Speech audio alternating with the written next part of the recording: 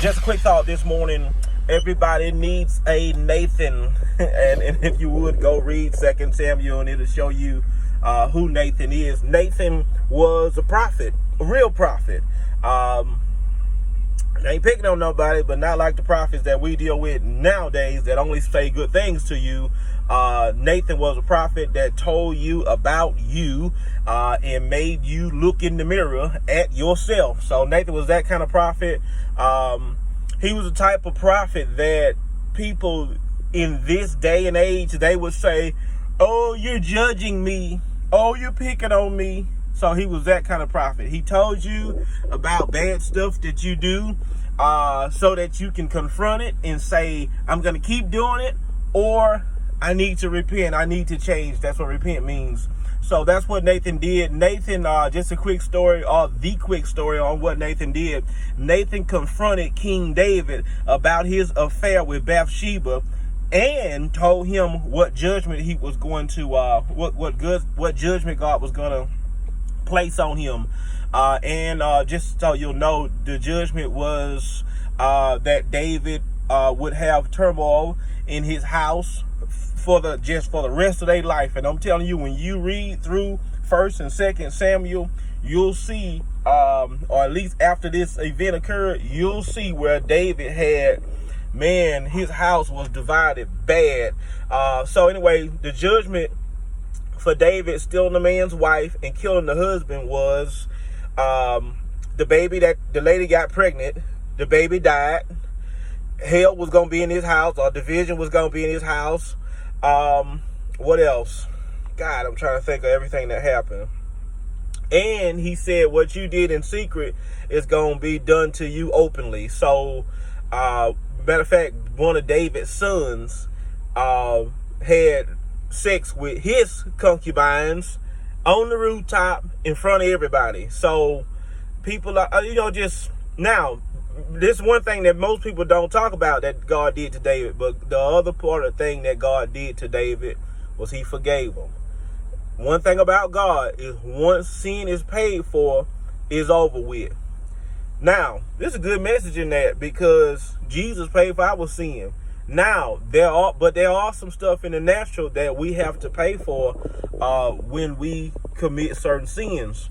So anyway, that's what happened with David. David had a Nathan, and I kind of got off the subject, but this is the subject I want to keep. Don't run your Nathans off. When Nathan told David the truth about himself, David repented. David said, you know what? I'm wrong. Let me give you some more of this story, because it's really actually very interesting. Nathan told David like an example story.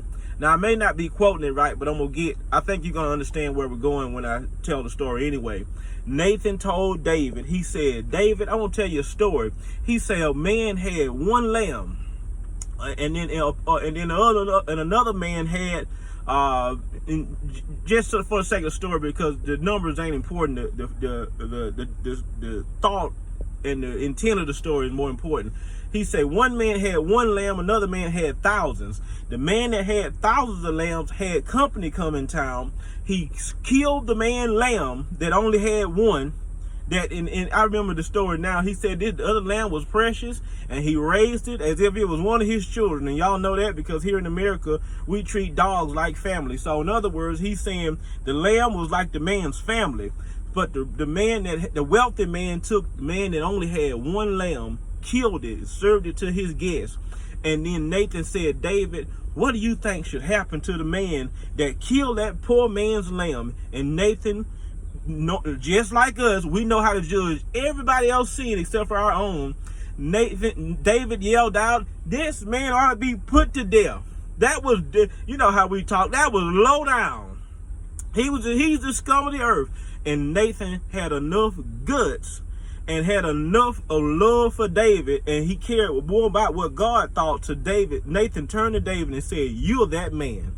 He said, you're that person. The bad guy in this story is you, David. And that's where David saw himself, and that's where people start to break when it comes to sin, when they see themselves. Even when we talk about the prodigal son, when the Bible speaks about the prodigal son in the New Testament, it said he came to himself. And I'm telling you, in order for people to repent for sin, they got to first know that they're wrong, and then and that's really the main thing. They got to know that they're wrong. So, but anyway, he came to himself. He realized that what he did was wrong. Now, I think he knew all along what he did was wrong. But sometimes you got to get a man off to himself and just stop. And for lack of other words, stop and smell the stinking roses, because these roses stink. But just stop and let him confront himself, look in the mirror, see what he's doing, and then let him make the call and say, you know what, God, I'm going to stand against you and keep sinning. God, I feel so terrible for what I did. That's what Nathan did. Hence the story, the title on this message, Don't Run Your Nathan Off.